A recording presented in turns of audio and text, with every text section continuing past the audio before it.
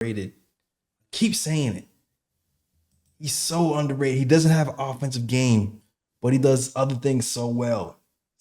That strong screens now, laying people out with the screen. Something we was complaining about for years. Getting clutch rebounds and steals, diving on the floor, giving us extra possessions, and gets 15 rebounds on the night. And then makes big bad Capella look like a munchkin, man. Do you know what? Read Capella's stats out loud for me, Ryan. Read those stats. Because when you read those stats and you read Mitch's stats, you realize the impact. Go ahead, read those stats. Yeah, Capella, 8 points, only 3 rebounds. Bruh. Only 3 rebounds. 3. 8 points. 3 rebounds. From their starting center. Like, this is what I'm saying, man. Shuts him down. 8 points, 3 rebounds. He averages 10 rebounds a game. That's his average. But when Mitch is in the game, he drops 7 rebounds under his average, man. Put some respect on Mitch's name, man.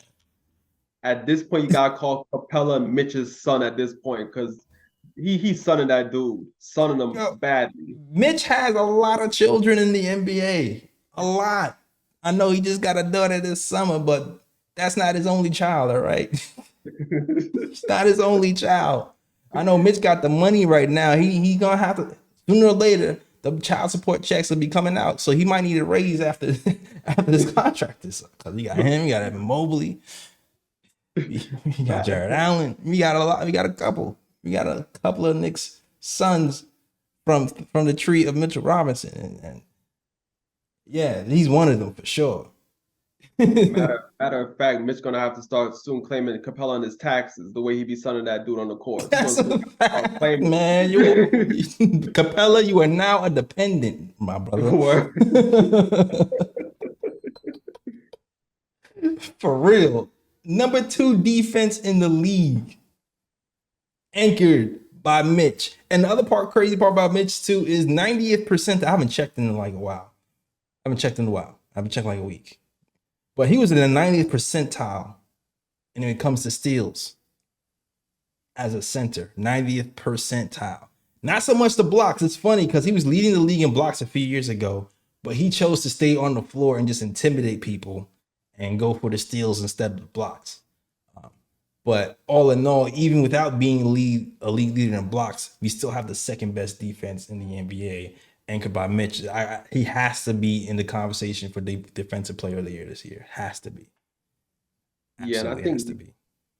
Yeah, and I think Mitch learned as he's been developing over the years. I think the one major thing that he has learned, which I think has really grown his game, is that I think a lot of times with big men, they try to, like some big men, they like to go after every single block. You know what I mean? Mm-hmm. They always like to stay in a lane, just wait for somebody to throw up a shot and just go up and jump up and block and, and have to send a message and things of that nature.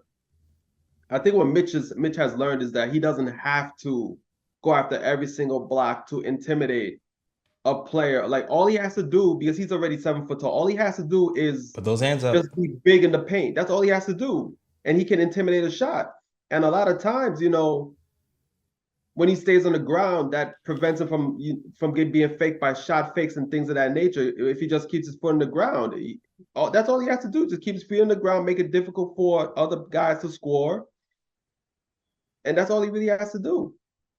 Yeah, I agree. And with the Knicks playing like this, having a top 2 defense, and sneakily, I feel like our offense is going to get better as time goes on because we're starting to learn how to move more with motion. We're passing the ball more than we have last year. And we were dead last in 3-point percentage last year. And I'm starting to see more and more games, Ryan, where we're hitting the 3 at a high clip. You're looking at these 3-point numbers. We shot 47% from 3 today. 47% from 3. Jalen Brunson. I don't know what it is about Jalen Brunson and the Hawks.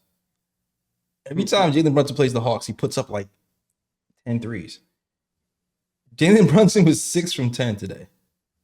This is kind of like I kind of like Jalen Brunson off ball a lot more sometimes, man. I like having another ball handler and having Jalen Brunson in the corner because he is deadly when he's spot up shooting and somebody else is a threat to score.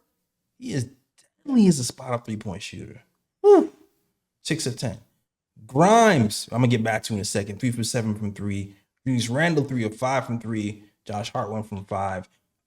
Overall, we've been slowly climbing the 3-point ladder in like positioning. So I expect the threes. I think we're gonna start to at least get to like midway in the league soon from three and be a top two defense. If we can get to a top 10 offense and a top 2 defense, I think we'll be really good.